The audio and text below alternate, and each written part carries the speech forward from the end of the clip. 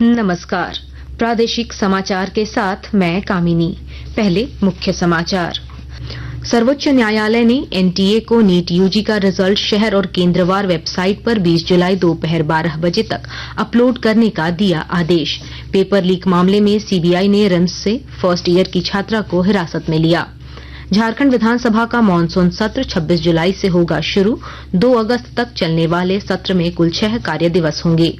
केंद्रीय गृह मंत्री अमित शाह कल 1 दिवसीय दौरे पर आ रहे हैं रांची। पार्टी के पदाधिकारियों और कार्यकर्ताओं से करेंगे संवाद। और केंद्र सरकार ने दीनदयाल अंत्योदय योजना और राष्ट्रीय शहरी आजीविका मिशन में बेहतर प्रदर्शन के लिए झारखंड को स्पार्क और मेदिनीनगर नगर निगम को प्रेज अवार्ड से किया सम्मानित। और अब समाचार विस्तार से। नीट पेपर लीक मामले में सर्वोच्च न्यायालय ने एनटीए को 20 जुलाई को दोपहर 12 बजे तक नीट यूजी 2024 के परिणाम शहर और केंद्रवार वेबसाइट पर अपलोड करने का आदेश दिया है। मुख्य न्यायाधीश डीवाई चंद्रचूड़, न्यायमूर्ति जेबी पारदीवाला और मनोज मिश्रा की खंडपीठ ने कहा कि परीक्षा परिणाम में एनटीए अभ्यर्थियों की पहचान को गुप्त रखें। इधर पेपर लीक मामले की जांच कर रही सीबीआई ने कल रांची स्थित रिम्स से फर्स्ट ईयर की छात्रा को हिरासत में लिया है। वहीं पटना एम्स से 4 मेडिकल छात्रों को भी गिरफ्तार किया है। झारखंड विधानसभा का मानसून सत्र 26 जुलाई से शुरू होगा। इसके लिए राज्यपाल सीपी राधाकृष्णन ने स्वीकृति दे दी है। इस संबंध में झारखंड कैबिनेट सत्र संचालन के लिए अधिसूचना जारी कर देगी। सूत्रों के अनुसार मानसून सत्र 26 जुलाई से 2 अगस्त तक चलेगा। इस सत्र में कुल 6 कार्य दिवस होंगे। विधानसभा चुनाव के मद्देनजर इस सत्र में काफी हंगामेदार होने की संभावना है। केंद्रीय गृह मंत्री अमित शाह कल 1 दिवसीय दौरे पर रांची आ रहे हैं। इस दौरान वे भाजपा की विस्तृत कार्य समिति की बैठक में हिस्सा लेंगे। इसके बाद धुर्वा के प्रभात तारा मैदान में पार्टी के पदाधिकारियों और कार्यकर्ताओं को संबोधित करेंगे। इधर केंद्रीय गृह मंत्री अमित शाह के आगमन को लेकर झारखंड में चल रहे नक्सल अभियान और गतिविधियों पर आज डीजीपी की अध्यक्षता होने वाली समीक्षा बैठक रद्द कर दी गई है।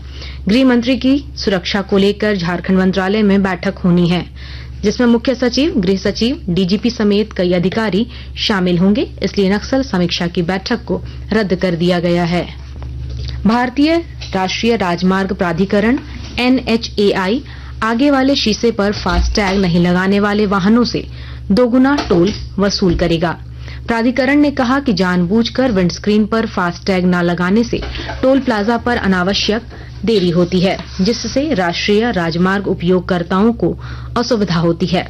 इस संबंध में सभी उपयोगकर्ता शुल्क संग्रह एजेंसियों को विस्तृत मानक संचालन प्रक्रिया जारी की गई है। आकाशवाणी के ताजा तरीन समाचारों के लिए आप हमारी वेबसाइट newsonair.gov.in पर लॉग ऑन कर सकते हैं। ताजा समाचार X handle @AIR news alerts और Facebook page All India Radio news पर भी उपलब्ध है। आप प्रादेशिक समाचार एकांश के X handle @AIR news _Ranchi और फेसबुक, इंस्टाग्राम पेज तथा YouTube channel AIR news Ranchi पर भी हमारे बुलेटिन सुन सकते हैं। प्रादेशिक समाचार आप आकाशवाणी रांची से सुन रहे हैं। आवासन एवं शहरी कार्य मंत्रालय ने दीनदयाल अंत्योदय योजना राष्ट्रीय शहरी आजीविका मिशन में बेहतर प्रदर्शन के लिए झारखंड को spark systematic progressive analytical real time ranking award से सम्मानित किया है। साथ ही मेदिनीनगर नगर निगम को praise performance recognition for access to financial inclusion and street vendor empowerment award दिया गया। दोनों अवार्ड केंद्रीय मंत्री मनोहर लाल खट्टर ने नगर विकास सचिव अरवा राजकमल को दिया। बताते चलें कि दीनदयाल अंत्योदय योजना राष्ट्रीय शहरी आजीविका मिशन के तहत राज्य के कई शहरों में बेहतर काम किया गया है। झारखंड हाई कोर्ट के सीनियर जज जस्टिस सुजीत नारायण प्रसाद को कार्यवाहक मुख्य न्यायाधीश नियुक्त किया गया है। इससे संबंधित अधिसूचना केंद्रीय कानून मंत्रालय ने जारी कर दी है। बता दें कि हाई कोर्ट के चीफ जस्टिस विद्युत रंजन सारंगी 20 जुलाई को रिटायर हो रहे हैं और आज उनका अंतिम कार्य दिवस है। झारखंड के नेताओं के खिलाफ दर्ज आपराधिक मामलों के त्वरित निष्पादन के लिए दाखिल जनहित याचिका पर झारखंड हाई कोर्ट में गुरुवार को सुनवाई हुई। सुनवाई के दौरान अदालत ने राज्य सरकार और सीबीआई को शपथ पत्र के माध्यम से अद्यतन रिपोर्ट दाखिल करने का निर्देश दिया है। अब अदालत इस मामले में 2 सप्ताह बाद सुनवाई करेगा। दरअसल कुछ वर्ष पूर्व सुप्रीम कोर्ट ने देश के सभी हाई कोर्ट को राजनेताओं के खिलाफ दर्ज आपराधिक मामलों के त्वरित निष्पादन के लिए दिशा निर्देश दिए थे। गृह मंत्री अमित शाह ने राष्ट्रीय नारकोटिक्स हेल्पलाइन मानस 1933 की शुरुआत की है। मानस यानी मादक पदार्थ निषेध आसूचना केंद्र हेल्पलाइन के माध्यम से नागरिक मादक पदार्थों की तस्करी की जानकारी साझा कर सकते हैं तथा नशा मुक्ति और पुनर्वास पर सलाह लेने के लिए 24 घंटे नारकोटिक्स कंट्रोल ब्यूरो से जुड़ सकते हैं।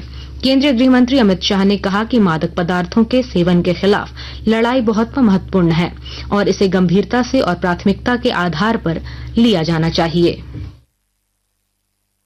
बहुत महत्वपूर्ण लड़ाई है और हम सब ने इसको गंभीरता के साथ भी लड़ना है और प्राथमिकता के साथ भी लड़ना है। बहुत बड़ा संकल्प, नशा मुक्त भारत का प्रधानमंत्री जी का संकल्प, ये बहुत बड़ा संकल्प है। चैलेंज भी है और लक्ष्य भी है, मगर साथ में सबसे बड़ा मौका भी है। भ्रष्टाचार निरोधक ब्यूरो ने हजारीबाग दारू प्रखंड के राजस्व कर्मचारी सीमंत दत्त और उनके सहयोगी दलाल तालेश्वर कुमार उर्फ छोटन को 40,000 रुपए घूस लेते हुए रंगे हाथ गिरफ्तार किया है। संतोष कुमार ने एसीबी में आवेदन दिया था कि रजिस्ट्री जमीन के म्यूटेशन के एवज में 60,000 रुपए घूस की मांग की गई है। जल शक्ति अभियान के मुख्य नोडल अधिकारी और भारत सरकार के श्रम एवं रोजगार मंत्रालय में संयुक्त सचिव रूपेश कुमार ठाकुर ने कल कोडरमा में जल शक्ति अभियान के तहत कैच द रेन को लेकर अधिकारियों के साथ बैठक की। उन्होंने कोडरमा प्रखंड के पांडेडीह में बने अमृत सरोवर में पानी की उपलब्धता देख खुशी जताई और जिले में किए जा रहे कार्यों की सराहना की। एम्बिशन ये है कि हर घर में जल पहुंचे और वाटर कंजर्व रहे। अमृत सरोवर यहाँ बना है और डिफरेंट स्कीम्स को कन्वर्ज भी किया जा रहा है। जैसे नरेगा है तो नरेगा के थ्रू प्लांटेशन हो रहा है, इतना बड़ा सरोवर बना है और चैनल्स निकाल के इसके थ्रू इरिगेशन हो रहा है। झारखंड में अब तक सामान्य से कम बारिश होने से धान की खेती पर प्रतिकूल असर पड़ रहा है। हजारीबाग में पानी की कमी से धान का बिचड़ा सूखने लगा है। विस्तृत ब्यौरा दे रहे हैं हमारे संवाददाता। अद्रा नक्षत्र बीत चुका है और जुलाई माह का एक पखवाड़ा भी। हजारीबाग के किसानों को बारिश का अब भी इंतजार है। खेतों में धान का बिछड़ा डाला गया है, लेकिन चारों ओर खेत सूखे रहने के कारण बिछड़ा कहीं नजर तक नहीं आ रहा है। किसान धान का बीज लेकर बारिश होने की उम्मीद के साथ सूखे खेतों में ही बिछड़ा तैयार करने के लिए धान गिराए हैं, जिसमें अधिकतर धान पशु पक्षी का आहार बन गया है। वहीं कुछ धूप के प्रकोप से जैसे तैसे खेतों में पड़ा है। आषाढ़ में भी जेठ का एहसास हो रहा है। किसान अब सुखाड़ की आशंका जताने लगे हैं। किसान का यह भी कहना है अभी भी बारिश अगर हो जाए तो खेती हो सकती है। गौरव प्रकाश, आकाशवाणी समाचार, हजारीबाग। और अब अखबारों की सुर्खियां। रांची से प्रकाशित होने वाले अधिकांश अखबारों ने नीट यूजी की परीक्षा परिणाम 20 जुलाई दोपहर 12 बजे तक शहर और केंद्रवार जारी करने के सुप्रीम कोर्ट के आदेश की खबर को प्रमुखता दी है। इसके अलावा प्रभात खबर ने जुलाई तक 49% कम बारिश होने से 11 जिलों में धान की रोपनी प्रभावित होने की खबर को पहले पेज पर प्रकाशित किया है। हिंदुस्तान ने मैक्लुस्कीगंज में पुल बनवा रहे मुंशी की हत्या की खबर को पहले पेज पर जगह दी है। दैनिक जागरण और दैनिक भास्कर ने बांग्लादेशी घुसपैठ पर अदालत को गुमराह करने पर अधिकारियों को फटकार लगाने की हाईकोर्ट की खबर को प्राथमिकता दी है। वहीं रांची एक्सप्रेस ने रिम्स के पुनर्विकास और विस्तार को लेकर मुख्यमंत्री और स्वास्थ्य विभाग के प्रधान सचिव के साथ विचार विमर्श की खबर को प्राथमिकता दी है। अंग्रेजी अखबार द टाइम्स ऑफ इंडिया और हिंदुस्तान टाइम्स ने गोंडा में एक्सप्रेस ट्रेन के दुर्घटनाग्रस्त होने और कुछ लोगों की मौत की खबर को पहले पन्ने पर प्रमुखता से प्रकाशित किया है। अंत में मुख्य समाचार एक बार फिर। सर्वोच्च न्यायालय ने एनटीए को नीट यूजी का रिजल्ट शहर और केंद्रवार वेबसाइट पर 20 जुलाई दोपहर 12 बजे तक अपलोड करने का दिया आदेश। पेपर लीक मामले में सीबीआई ने रिम्स से फर्स्ट ईयर की छात्रा को हिरासत में लिया। झारखंड विधानसभा का मानसून सत्र 26 जुलाई से होगा शुरू। 2 अगस्त तक चलने वाले सत्र में कुल 6 कार्य दिवस होंगे। केंद्रीय गृह मंत्री अमित शाह कल 1 दिवसीय दौरे पर आ रहे हैं रांची। पार्टी के पदाधिकारियों और कार्यकर्ताओं से करेंगे संवाद।